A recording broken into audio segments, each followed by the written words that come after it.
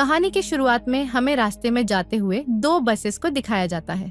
उस बस में बहुत सारी फीमेल स्टूडेंट्स होती हैं जो वे सभी अपने क्लास के लिए जा रही होती हैं। उन्हीं में से एक का नाम मित्सुको था, जो दिखने में काफी प्यारी थी। वह अपनी नोट्स बुक में कुछ लिख रही होती है। तब उसकी फ्रेंड्स उससे कहने लगती हैं कि क्या तुम हर वक्त लिखती रहती हो, क्या मिलेगा? इस तरह की नोट्स बनाने से यहाँ देखो सभी लोग एंजॉय कर रहे हैं, तुम क्यों नहीं करती? यह कहकर फ्रेंड उसकी नोटबुक को छीन लेती है और उसका पेन नीचे गिर जाता है और वह अपना पेन उठाने के लिए जैसे ही झुकती है, तभी हम देखते हैं कि उस समय कोई चीज बहुत तेजी से आती है और उस लड़कियों के साथ उन दोनों बसेस को आधे पर से ही काट देती है, जिसकी वजह से सारी की सारी लड़कियां 2 हिस्सों में कट जाती हैं। इसी के साथ जैसे ही मित्सुको ऊपर उठती है, तब यह देखकर काफी हैरान हो जाती है कि यह क्या हो गया। अब क्योंकि वो नीचे पेन लेने के लिए झुकी थी, इसीलिए बच गई थी। ये देखकर बहुत ज्यादा डर जाती है और बस से उतरकर भागने लगती है। यहाँ पर हमें पता चलता है कि इन सभी को काटने वाली चीज कुछ और नहीं बल्कि हवा ही थी जो सभी को काट रही थी। यह हवा अब मित्सुको के पीछे भी पड़ जाती है। यह देखते हुए मित्सुको चिल्लाते हुए काफी तेजी से भागने लगती है। भागते समय उसे आगे 4 लड़कियां और भी दिखाई देती हैं और वो उन्हें झुकने के लिए कहती हैं, लेकिन काफी देर हो चुकी थी। वो हवा उन्हें भी आधे पर से काट कर चली जाती थी है। लेकिन उनमें से मित्सुको एक लड़की को बचा लिया था कि तभी इन्हें कुछ साइकिलिंग करते हुए लड़कियां नजर आती हैं जो कहीं पर जा रही थी। उन्हें भी ये बचाने की कोशिश करती हैं, लेकिन वो हवा उनके साथ भी वही करता है जो अभी इनके दोस्तों के साथ हुआ और इसी दौरान वो लड़की भी मारी जाती है जिसे अभी उस अदृश्य चीज से बचाया था। अब वो यह देखकर काफी डर जाती है और वो इधर उधर भागने लगती है। आगे हम देखते हैं कि मित्सुको जब एक नदी के पास जाती है तो वो यह देखकर हैरान हो जाती है कि उस नदी में भी पहले से बहुत सारी डेड बॉडीज पड़े हुए थे, जिसने हवा ने यानी उस अदृश्य चीज ने काट दिया था। वहाँ से वो एक डेड बॉडी के कपड़े लेकर चेंज कर लेती है। अगले सीन में हम देखते हैं कि मित्सुको चलते चलते एक स्कूल में पहुंच चुकी है जहां पर और भी बहुत सारी फीमेल स्टूडेंट्स थी। उनका यूनिफॉर्म मित्सुको के यूनिफॉर्म से काफी डिफरेंट था। यानी यह भी था कि वो तो उनके स्कूल के स्टूडेंट तो नहीं थी कि तभी एक लड़की मित्सुको के पास आती है और उससे कहने लगती है कि तुम कैसी हो। दरअसल देखा जाए तो वो लड़की उसकी बेस्ट फ्रेंड थी, लेकिन मित्सुको उससे पूछती है कि क्या तुम सच में मेरी बेस्ट फ्रेंड हो, क्योंकि उसे कुछ भी समझ में नहीं आ रहा था कि उसके साथ हो क्या रहा है। वो काफी सदमे में थी। यहाँ पर हम ये भी जान पाते हैं कि मित्सुको और उसकी बेस्ट फ्रेंड काफी ज्यादा एक दूसरे को प्यार करती हैं कि तभी वहीं पर तेज हवा चलती है और मित्सुको डर कर बिल्डिंग के अंदर चली जाती है। उसकी बेस्ट फ्रेंड को कुछ भी समझ में नहीं आ रहा था कि ये हो क्या रहा है। वो मित्सुको से पूछने लगती है कि तुम इतना ज्यादा कांप क्यों रह रही हो और इतना ज्यादा डरी क्यों हो, तुम्हें हो क्या गया है। तब मित्सुको अपने बेस्ट फ्रेंड को सब कुछ बता देती है कि किस तरह से एक हवा का झोंका आया और उसके स्कूल के सभी स्टूडेंट्स को काट कर चली गई।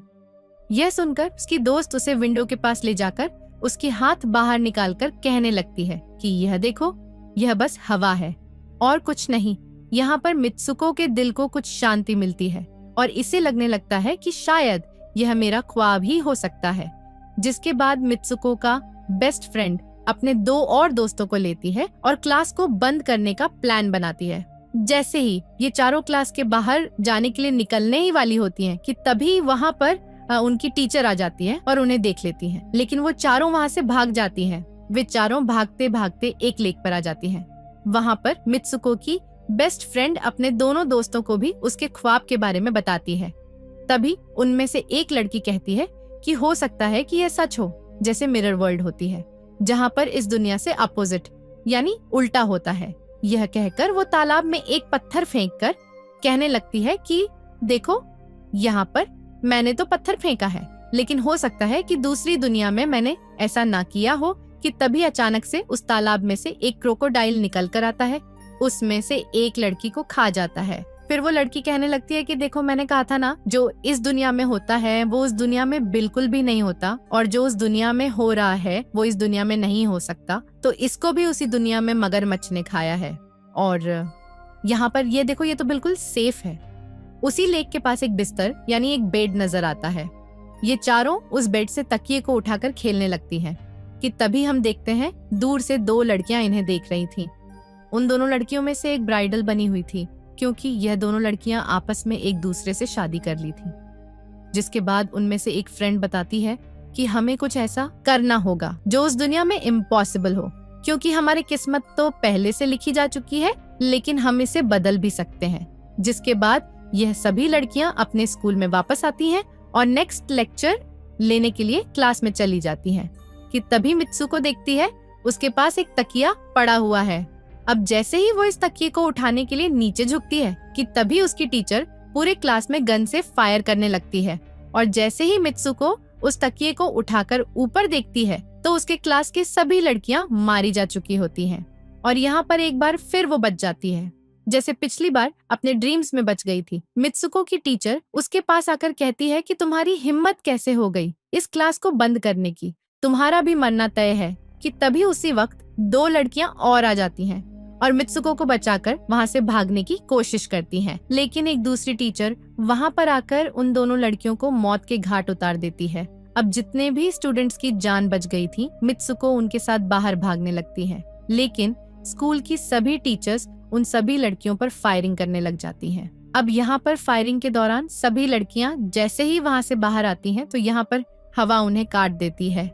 यहाँ पर अब मित्सुको यहाँ पर एक बार फिर से अकेली रह जाती है और वो वहां से भागकर क्राउड एरिया से होता हुआ पुलिस स्टेशन में जाती है। वो वहां पे सब कुछ बताने लगती है। उसकी यह बात सुनने के बाद पुलिस वाली लड़की उससे कहती है कि लेकिन तुमने स्कूल वाली कपड़े तो नहीं पहने हुए हैं। और जब वो उसके सामने एक मिरर को रखती है तब मित्सुको उस मिरर में देखती है कि वो तो एकदम से बदल गई होती है और लोग उसे मित्सुको के नाम से नहीं बल्कि उसे किसी और नाम से बुला रहे थे। यहाँ पर हमें पता चलता है कि उसकी शादी होने वाली थी। तब वही पुलिस ऑफिसर उसे उसकी शादी के लिए लेकर जाती है। यह देखकर आसपास के लोग उसे कांग्रेचुलेशन दे रहे थे। अब जैसे ही वे सभी उसे लेकर चर्च पहुंचते हैं तो मित्सुको को बेस्ट फ्रेंड भी वहीं पर मौजूद होती है। मित्सुको उससे पूछने लगती है कि ये सब मेरे साथ क्या हो रहा है। तब उसकी दोस्त उससे कहती है कि अभी खामोश रहो, हम अभी किसी के कंट्रोल में हैं, बस जैसा मैं कहूँ तो तुम वैसा ही करो। और यह कहते हुए वो उसका वेडिंग ड्रेस पहना है और उसे वहां जाने के लिए कहती है। अब जैसे ही वह अपनी मैरिज सेरेमनी के लिए आगे बढ़ती है तो वहां की सभी लड़कियां उसका मजाक उड़ाने लगती हैं। यह देखकर उसकी बेस्ट फ्रेंड एक एक करके सभी को मारना शुरू कर देती है। जिसके बाद जैसे ही मित्सुको आगे बढ़ती है तो उसके ग्रूम की जगह एक ताबूत खड़ा हुआ नजर आता है। उस ताबूत को खोले जाने पर एक बड़ा पिग बाहर निकल कर आता है। मित्सुको उसे देखकर काफी ज्यादा डरने लगती है और एक टूटी हुई बोतल से उस पर अटैक कर देती है। जिसके बाद मित्सुको और उसकी बेस्ट फ्रेंड चर्च से भागते हुए बाहर आ जाती है। यहाँ गेट पर भी दो लड़कियां इन्हें रोकने की कोशिश करती हैं, लेकिन मित्सुको की बेस्ट फ्रेंड इन्हें मारकर वहां से भाग जाते हैं। उधर मित्सुको दूसरी तरफ भाग रही थी, क्योंकि अब उसे लगने लगा था कि उसके साथ कुछ ज्यादा ही गलत हो रहा है। आगे जाने पर एक और मिरर में खुद को देखती है तो वह एक बार फिर से खुद को बदला हुआ पाती है। अब जिस जगह पर मित्सुको थी वहीं पर रेस हो रही थी कि तभी उसके पास कुछ लड़कियां आकर उससे कहने लगती हैं कि तुम तो बहुत अच्छी रेसर हो, खड़ी क्यों हो, भाग क्यों नहीं रही। और जब वो भागना स्टार्ट करती है तब वो खुद में काफी एनर्जी फील करने लगती है। जिसके बाद मित्सुको रेस जीतने की पूरी कोशिश करने लगती है।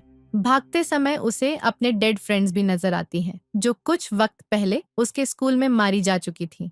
कि तभी उसी वक्त उसकी बेस्ट फ्रेंड भी आ जाती है। तभी यह दोनों नोटिस करती हैं कि वही पिग और वो औरतें जिन्होंने इनको चर्च में रोक रही थी वो सभी इन्हीं की तरफ आ रही थी। भागते समय कुछ लड़कियां मित्सुको से कहने लगती हैं कि इस दुनिया से बाहर चली जाओ। इसके बाद हम आगे देखते हैं कि मित्सुको भागते भागते एक सुनसान अंधेरी जगह पर आ जाती है।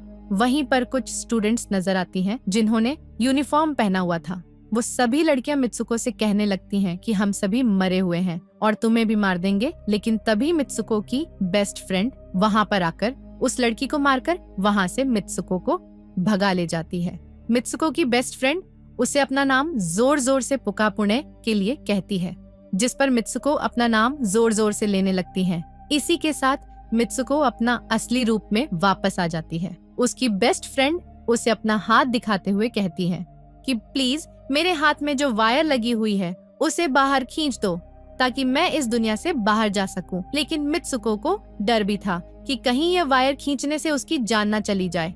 और क्योंकि मित्सुको अपने बेस्ट फ्रेंड को काफी ज्यादा प्यार करती थी, इसलिए वो ऐसा नहीं करना चाहती थी, लेकिन ज्यादा उसे फोर्स करने पर वो उसकी वायर्स खींच देती है। वायर खींचते ही उसकी बेस्ट फ्रेंड की बॉडी 2 हिस्सों में बट जाती है और तभी उसी वक्त उसे एक गेट नजर आती है। उस दरवाजे से बाहर आने पर वो देखती है कि अब वो आदमियों की दुनिया में आ चुकी है। वहीं पर उसके पोस्टर्स भी लगे हुए थे।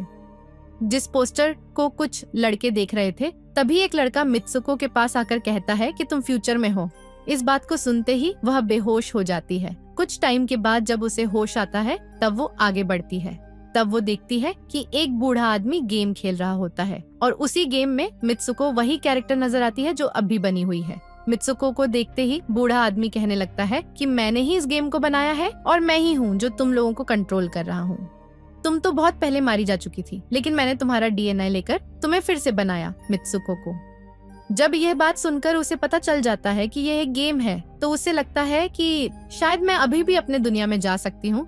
कि तभी उसी समय एक आदमी आता है और मित्सुको को अपने पास बुलाने लगता है। तब्बत वो बूढ़ा आदमी मित्सुको से उसकी आखिरी लेवल को कंप्लीट करने के लिए कहता है। वह आगे बढ़ने लगती है कि तभी मित्सुको को अपने दोस्त की कही हुई बात याद आ जाती है कि अगर हम इस दुनिया में कुछ ऐसा करेंगे जो दूसरी दुनिया में इम्पॉसिबल हो, तो तुम इस गेम से बाहर आ जाओगी। और इसी के साथ वो इस आदमी का गला दबा देती है और कहने लगती है, बस करो, हमारे साथ खेलना। ये कहकर मित्सुको उस बूढ़े आदमी की छड़ी को उठाकर अपने पेट में घुसा देती है, इस वजह से उसकी मौत हो जाती है। और यहाँ पर हम देखते हैं कि बूढ़ा आदमी यह सोच भी नहीं सकता था कि मित्सुको ऐसा कुछ कर सकती थी। और इसी के साथ उसकी डेस्टिनी पूरी तरह से चेंज हो जाती है। वो इस दुनिया में यानी गेम में तो मर चुकी थी, लेकिन असली दुनिया में वो अभी भी जिंदा थी। आगे हमें यह भी दिखाया जाता है कि मित्सुको के बाकी के कैरेक्टर्स भी किसी न किसी वजह से अपने आप को मार लेते हैं और अब वे सभी गेम का पार्ट नहीं थे। अगले सीन में मित्सुको को बर्फीले जगह पर लेटा हुआ दिखाया जाता है और अब वह अपने रियल वर्ल्ड में आ चुकी थी। और इसी के साथ यह दिमाग घुमा देने वाली कहानी यहीं पर खत्म हो जाती है। आगे और भी ऐसे ही एक्सप्लेनेशन मूवीज देखने के लिए कमेंट में नेक्स्ट लिखना ना भूलें। Thanks for watching.